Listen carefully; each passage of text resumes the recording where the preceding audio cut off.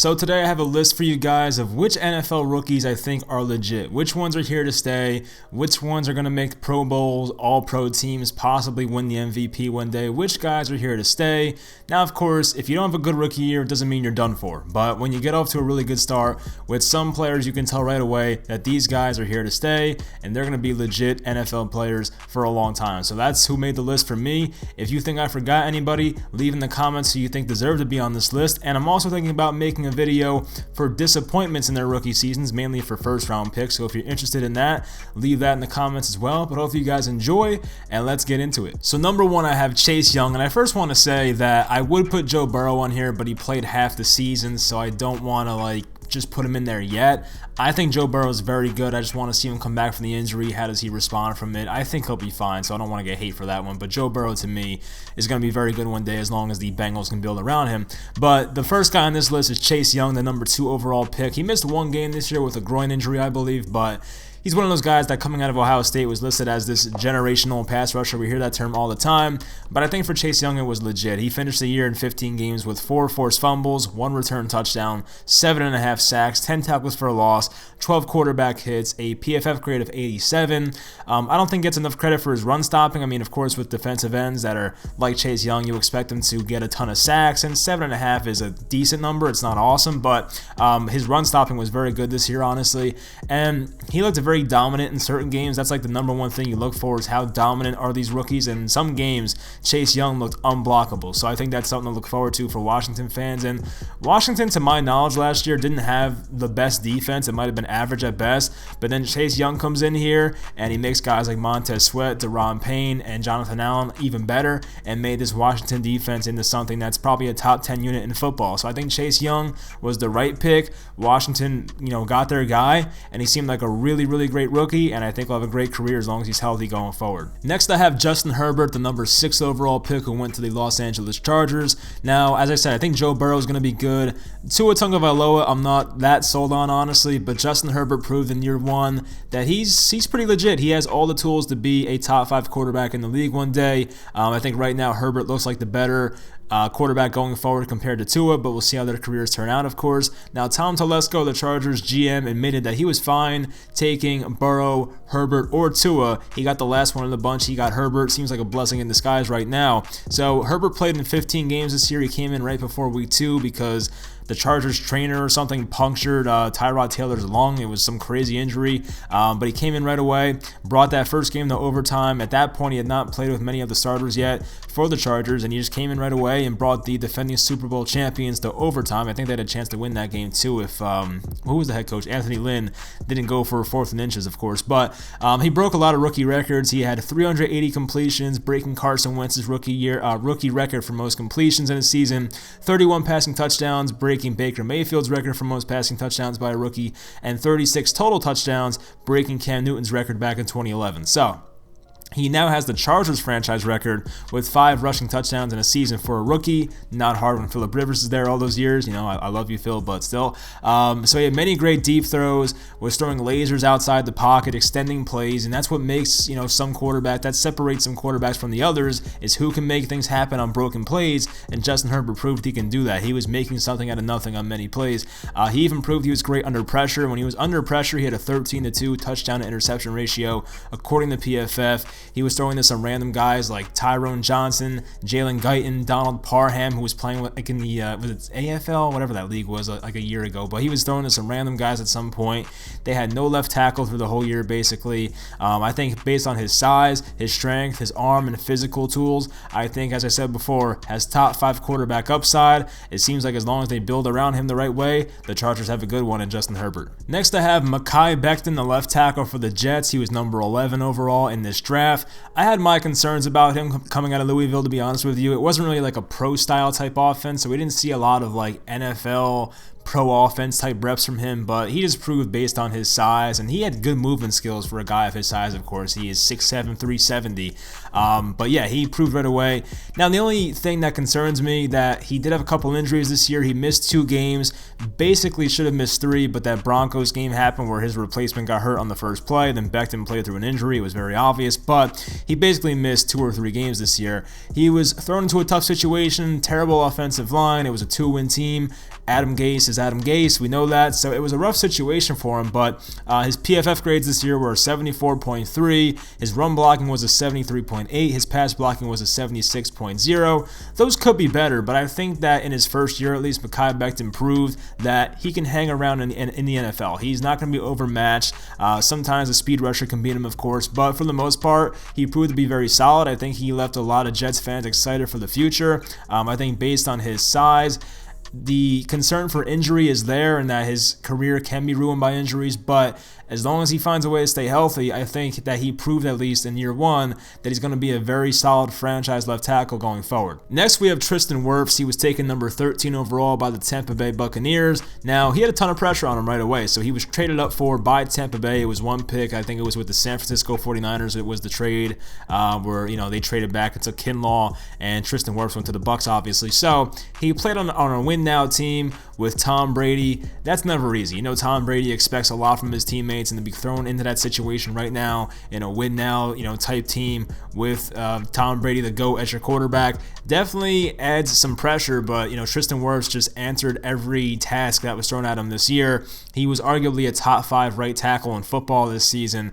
He played in every game, and he seemed to basically have no negative reviews about him in any form. So PFF ranked Wirfs as their number 11 ranked offensive tackle in 2020. That's including left tackles, of course, and right tackles. That's tremendous for a rookie. He only allowed 1 sack in 702 pass blocking reps, which I think is an insane number. So I don't know how you do that, but he did it, so that's awesome. His PFF grades were an 82 overall, a 73 in the run blocking department, and an 82.4 in pass blocking. So obviously his pass blocking based off that was very good this year. I just read off the stat to you about allowing 1 sack this year. I'm sure having Tom Brady and his football IQ makes your job easier, but as I said, the added pressure wasn't easy for a guy like Tristan Wirfs, but he proved right away he'll be there for a long time. He'll be one of the game's best right tackles going forward. Still a very young guy. He was one of the rare, players at Iowa to start in their freshman seasons, and you can tell right away that Tristan Wirfs had something special about him.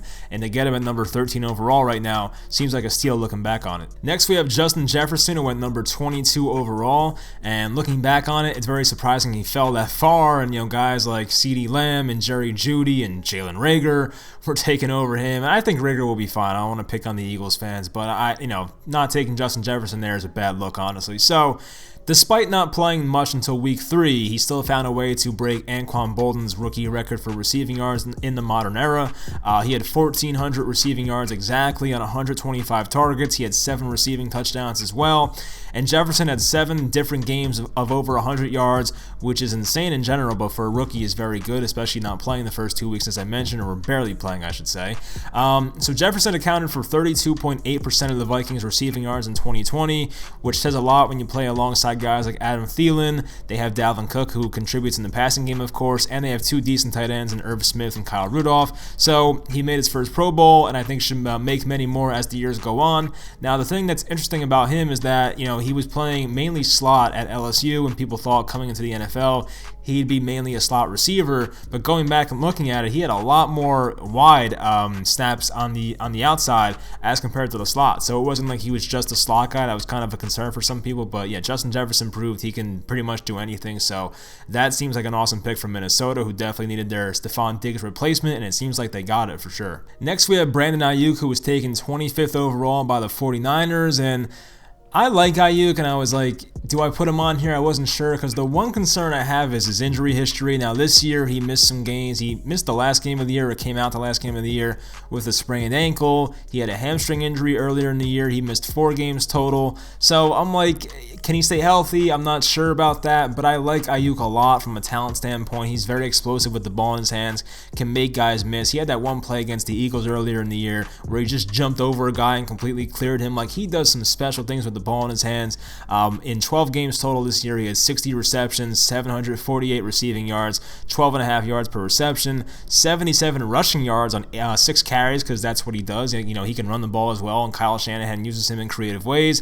And he had 7 total touchdowns, 5 receiving and 2 rushing. So this guy can do it all. My concern is, does he stay healthy? I think as an athlete, he's very dynamic. He does a lot of things that other receivers can't do. He's not the biggest guy. He's probably 6 foot tall and maybe 205 pounds or 200 pounds, but somehow he gets it done. And he had a quarterback in Nick Mullins most of the year. It wasn't a lot of Jimmy Garoppolo, unfortunately, some CJ Beathard as well, and still put up those good numbers. There were a lot of games where Deebo Samuel was out. He was supposed to be the wide receiver 1 this year, and when Samuel was out, it seemed like, Brandon Aiyuk was able to handle some wide receiver 1 duties. He had 4 games this year of over 90 receiving yards. So for a late first round pick, I know the injury concern is there, but Brandon Aiyuk, to me, proved that he can play in this league, and as long as he's healthy going forward, I think he'll be, a top 15 wide receiver or so. Next, we have Antoine Winfield Jr., who went number 45 overall to the Bucs, and if you're keeping count, that's now 2 Buccaneers players, so they had a really good draft, obviously. So he was the 3rd safety off the board behind Xavier McKinney, Grant Delpit, 2 guys that faced a lot of injuries this year. Delpit didn't play at all. McKinney played like 5-6 games or so. But, while it's premature to say he'll be the best safety in the class, I think Antoine Winfield Jr. showed that he can play in this league. I mean, some people back in his Minnesota days in college had concerns about his size. I think he's 5'9", but I didn't care about that when I watched him last year. I was like, this guy can play. I wanted him to go to the Giants. Unfortunately, it didn't happen, and I still think McKinney will be fine. But Antoine Winfield Jr. proved that he's a very good player. Now, of course, with him, he had some injury history in college as well. He did miss last week's game against Green Bay. So yes, there's some injury concerns there, but when he's on the field, he proved to be pretty damn good. So he played 16 regular season games, put up 94 tackles, 6 passes defended, 2 forced fumbles, 1 interception, and 3 sacks. So they're using him very creatively over there in Todd Bowles' defense. So as I said, injury concerns are there, but the concerns about, is he fast enough? Is he big enough to play safety in the NFL? I think those questions are out the window. I think he's fine. As long as that kid's healthy for Tampa Bay, he'll be a very good safety for them going forward. Next, we have Jeremy Chinn, who went number 64 overall to Carolina. And Jeremy Chinn's just a fun player. He's just a big, athletic safety that can play linebacker, can play in the box, can play safety, can play anywhere, it seems like, on defense, and a very versatile guy out of Southern Illinois. That was the problem with him. It was he was playing against inferior competition, and it was how good will he be against players that are as athletic as him? Prove that, he proved in his first year that he can hang in this league, and he did miss some tackles. That's the one bad part about him, but in terms of just the numbers he put up and how much he was changing the game for the Panthers' young defense, he proved he was pretty good. So he played 15 games. He tallied 117 total tackles, which led all rookies, by the way. 5 passes defended, 2 return touchdowns. I think that was on back-to-back plays, by the way. I'm pretty sure that was the first time that's happened in a long time. To return 2 touchdowns on back-to-back plays for a defender is just unheard of, so I guess, I don't know if that's luck or what, but he did it. 2 forced fumbles, 1 sack, 2 fumble recoveries.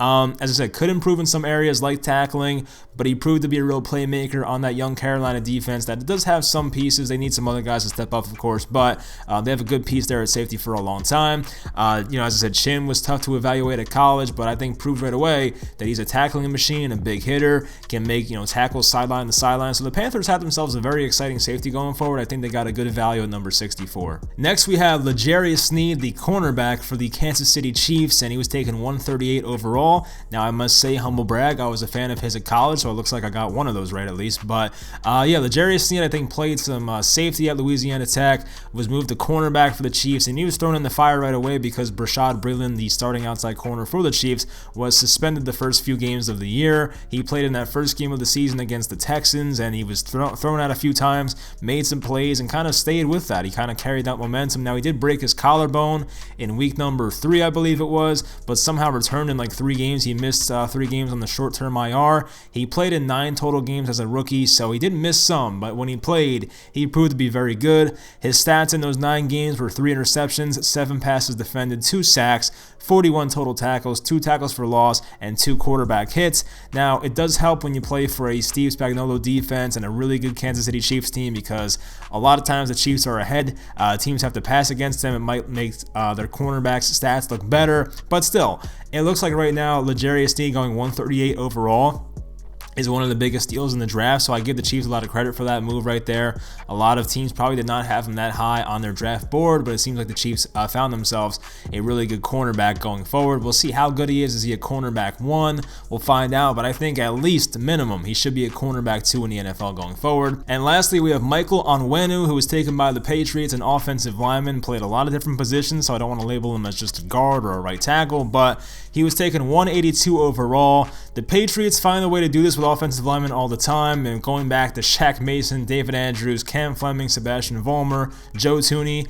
They get random offensive linemen and turn them into gold. I don't know how they do it, but they do it. So they found another great offensive lineman in the 6th round right here, it looks like. And Onwenu played 3 different positions. He played left guard, and right tackle. He did not play tackle in college, but somehow went to tackle in the NFL and just excelled at it. I don't know how you do that. That's a very impressive transition, but he did it. He played some very good right tackle. His PFF grades, and yes, I do include PFF grades for offensive linemen because how else are you supposed to grade them, honestly? But he had an 84.3 overall grade, a 72.5 pass blocking grade, and an 84.9 run blocking grade, which is very good.